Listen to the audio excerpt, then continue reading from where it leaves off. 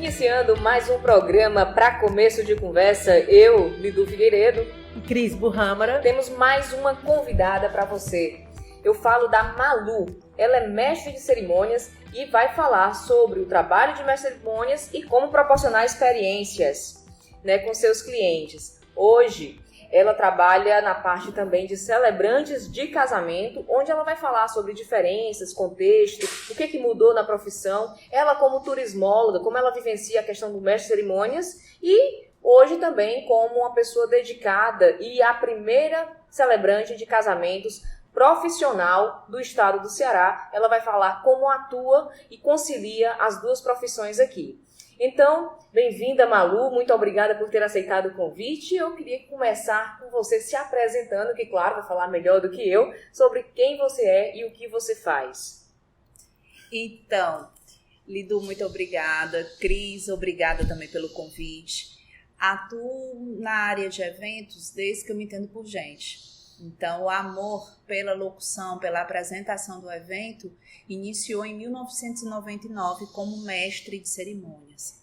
Faço parte do Comitê Nacional de Cerimonial Público, sou membro da Associação dos Cerimonialistas do Estado do Ceará. Agora, recentemente, há aproximadamente 15 dias, teve uma homenagem na Câmara Municipal de Fortaleza, no qual 32 cerimonialistas atuantes no nosso mercado do estado foram homenageados e eu tive uma grata satisfação de receber essa homenagem. Hashtag orgulho, né, Malu? Verdade, Cris. Cris, minha professora de sempre da Univol. Mas a área de celebração de casamentos, ela veio avassaladora na minha vida. Em 2012, um casal me procurou, me encontrou no Santo Google, é o novo. Uhum. E, no caso, eles vieram à procura de uma celebração de casamento. Não existia isso aqui no Ceará. Então, quando eles me procuraram, eu fiquei muito preocupada. Eu tenho a minha religião, eu, Malu, pessoalmente, e eu fiquei preocupada porque eu não conhecia essa prática. Então, eu fui pesquisar, não existia realmente no Nordeste, eu fui a primeira no Ceará. E eles queriam uma pessoa que falasse palavras bonitas, que fizesse a união do casal, uma vez que uma das partes tinha um impedimento de casar em uma determinada religião.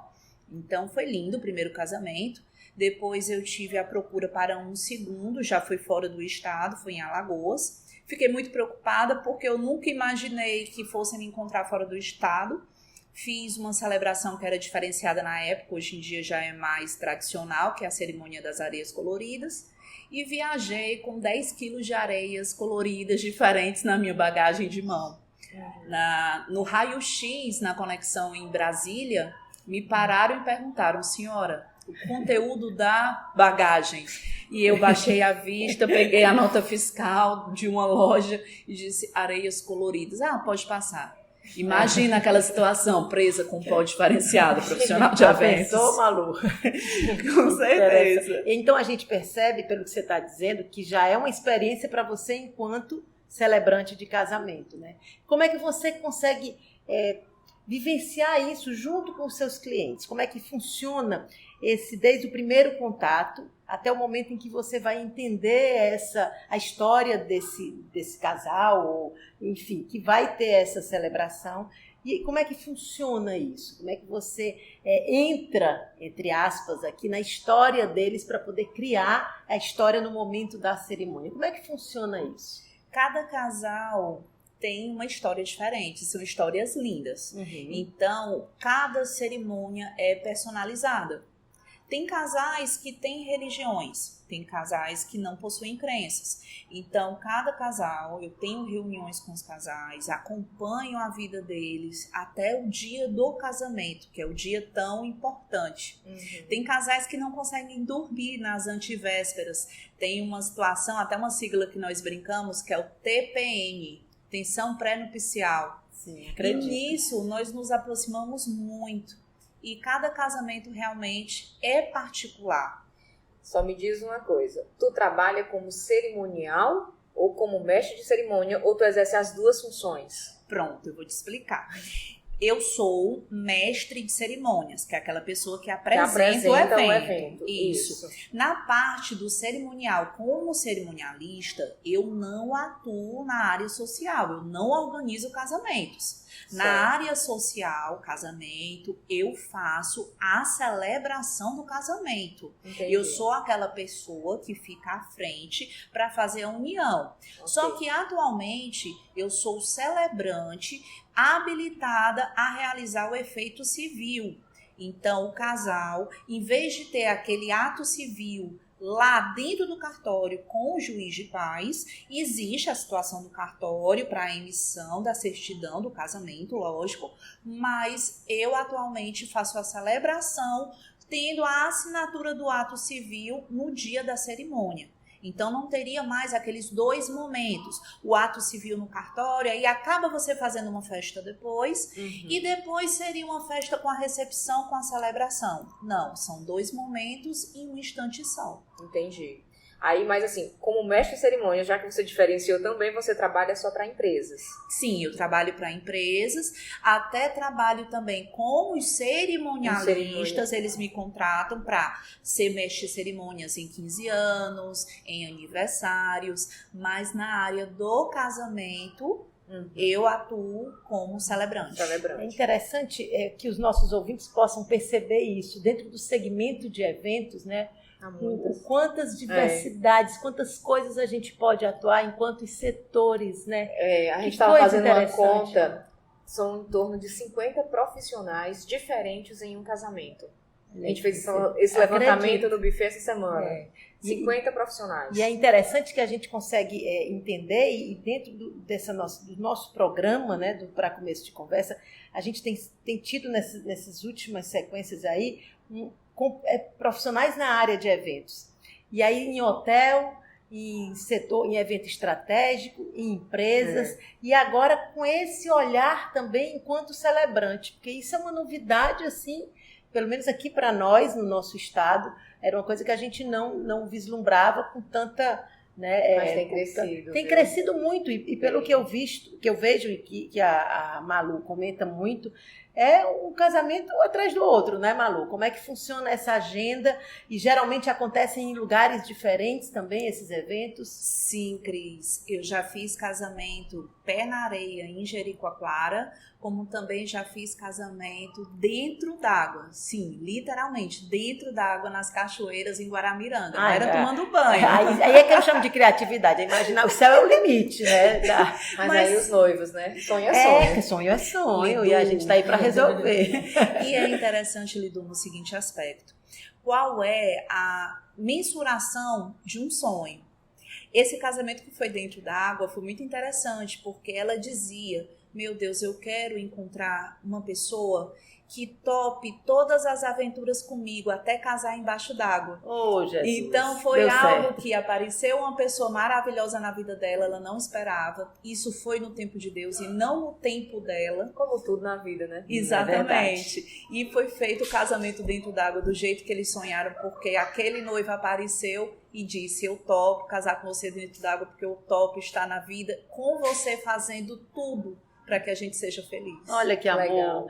Mas tinha convidado dentro d'água também, ou nesse caso só foi o casal? Nesse caso, nós temos uma prática de o elopement wedding, que é o casamento a 2. Tá. E existe também uma prática que está sendo também muito propiciada, que é o mini wedding, que é o casamento até no máximo 100 pessoas. Então, depende muito do casal. Esse de Guaramiranga realmente era o casal, foi num dia dos namorados, no pôr do sol em Guaramiranga.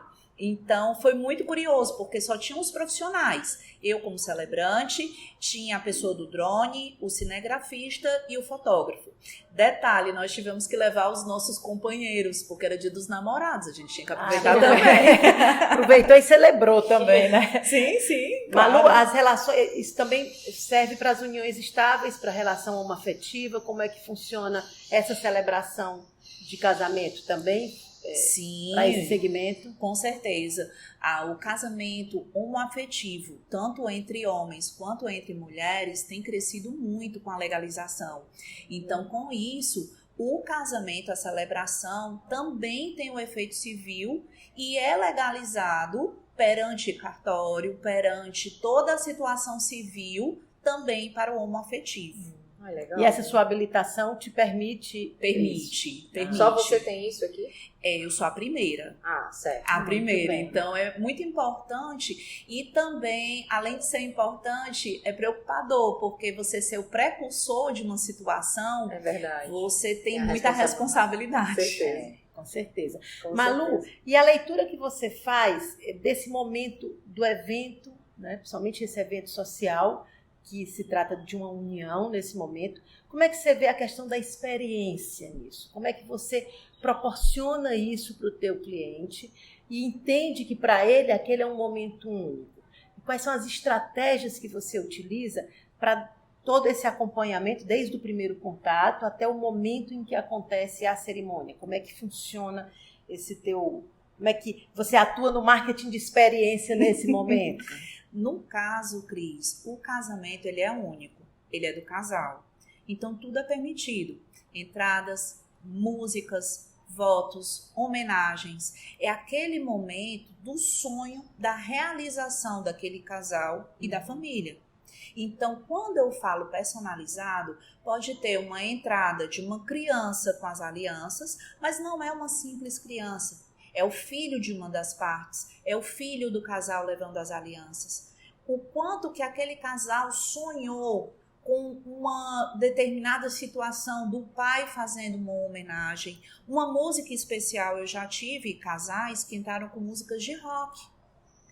Então, que certas situações não é possível entrar com músicas que não sejam litúrgicas. Sim, verdade. Então, o casamento é idealizado para aquela realização do sonho. Lógico que existem situações que nós temos que conversar com o casal, porque pôr do sol, o sol não espera. Verdade. Então, a gente não pode fazer uma cerimônia muito demorada, tem que ser algo emocionante, porque ainda não se inventou a prática da gente segurar o sol, para ele não se pôr. Dá. Graças a Deus. Graças a Deus, quer substituir Deus.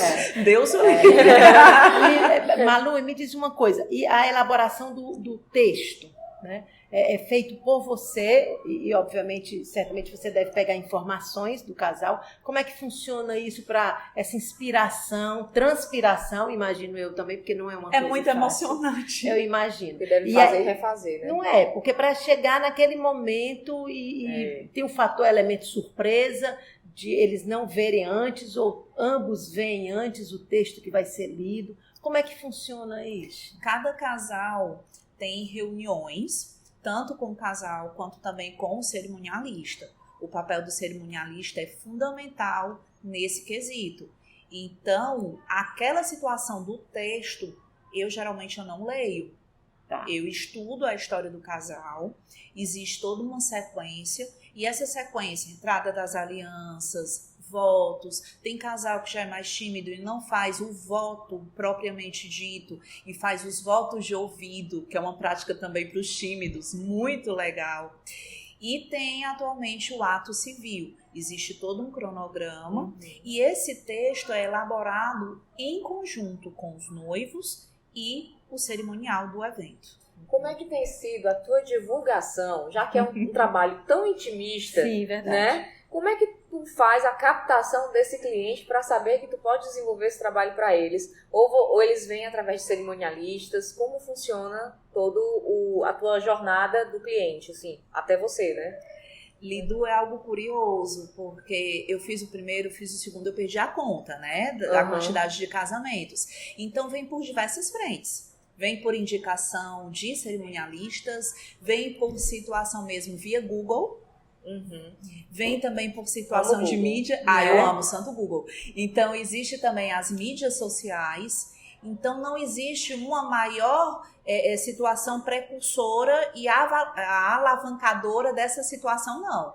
Podem ser de diversas frentes. E eu sempre faço essa pergunta para os noivos. Como você conseguiu no meu contato. É importante isso. Com certeza, eu sempre pergunto. Então, alguns são de Google. Eu sempre tenho boas avaliações dos meus casais. Eles procuram sempre colocar para incentivar os casais, porque é uma prática diferenciada. E eu também recebo muita indicação dos casais que eu já realizei celebração. Sim, entendi. Aí começa, né, a divulgação de um para o outro e a indicação. É interessante, eu fico vendo a Malu falando e ouvindo e fico percebendo que tudo na vida, em termos profissionais, você tem que ter um posicionamento estratégico, você tem que ter um olhar mais apurado para aquela situação. E dentro de um grande segmento, de um grande setor, que é o setor de eventos, você sempre consegue encontrar ali uma oportunidade de trabalho. Mas é né? foco no nicho. Que coisa interessante. É o foco no nicho que faz isso alavancar, porque não adianta, tipo assim... E outra coisa, depois que você sabe que tem um conhecimento específico para te atender enquanto uma demanda de um profissional específico, você nunca mais volta atrás, porque você se sente segura com aquele tipo de serviço. Verdade. Então, é tipo o que a gente estava comentando naquele podcast sobre imagem pessoal. Sim. Né? A gente trabalha, depois que a gente sabe do que é, a gente não volta mais atrás para não saber. É. Eu não quero saber. Não quero. Não quero. E aí o profissional fica conhecido porque ele trabalha em nicho. Então, o celebrante de casamento é o nicho que ela trabalha. E eu acredito que, como foge muito do tradicional, vai muito para casamento em praia, casamento em sítio, casamento em campo. Sim, porque aí se torna né? permitido isso, né? Se torna a permissão, né, também. E aí acaba também dizendo assim, tô quebrando uma regra, não quero fazer um casamento tradicional, não quero fazer um casamento num espaço que seria o convencional, que é um espaço de casamento, um espaço de buffet. E aí vai direcionando, né? Com certeza. E essa parte de casamento é algo que você ama. Você se apaixona de uma tal forma e vira um grande amor que é consequência.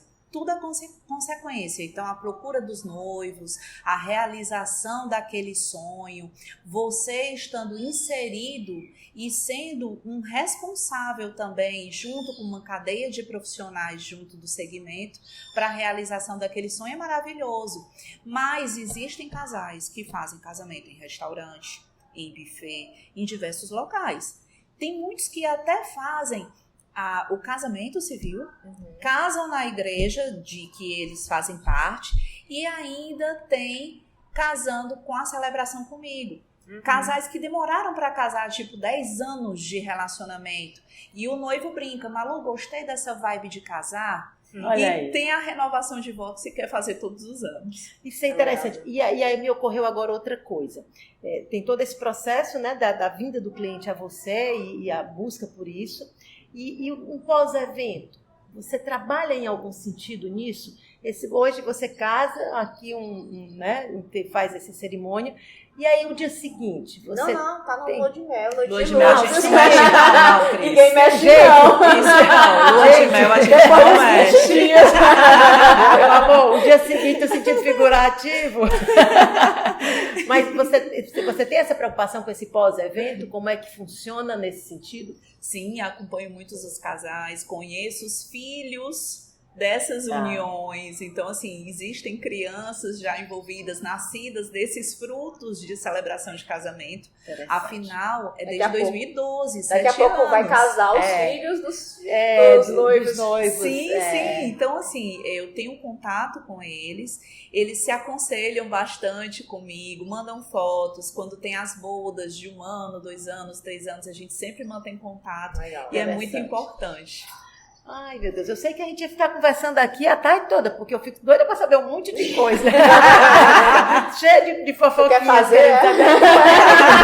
Vai fazer a renovação de votos? Marca logo. Olha, eu já posso fazer, sabe, com né? certeza. É isso aí. Mas é interessante a gente perceber isso, a grandeza desse trabalho, a sensibilidade que tem que ter, porque você tem que estar, acima de tudo, muito sensível naquele momento. Acho que emocionalmente é uma coisa que também que deve puxar muito de você. Exige muito de você, porque nem todo dia é dia, nem todo dia a gente está 100%, e você está ali fazendo, representando, né, aquela união. Não deve ser uma atividade fácil, que você tem que estar ali para aquela plateia, para aquele casal. Então, não deve ser. Como é que funciona isso para ti? Cris, é algo muito prazeroso, então eu evito de pegar 2 cerimônias no mesmo dia. Não, assim, geralmente quando um casal fecha um pôr do sol, o sol só é um, então só tem um pôr do sol. É impossível.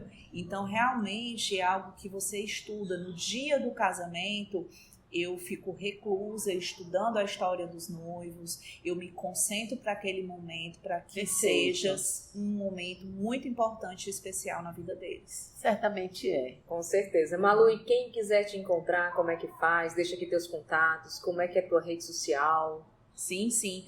No meu Instagram, eu tenho o meu que é completo como mestre de cerimônia, celebrante, que é o @malu_eventos.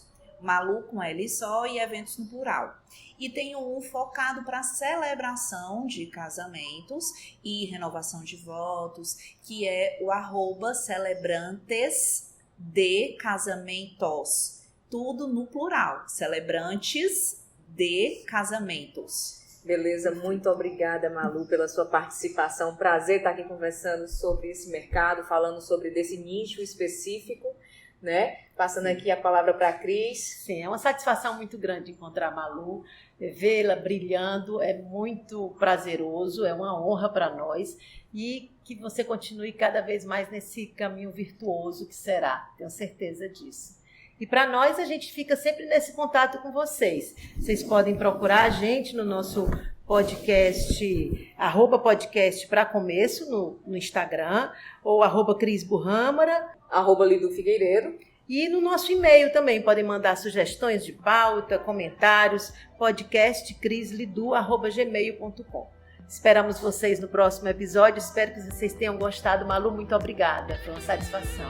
Muito obrigada também. Tudo de bom, até a próxima!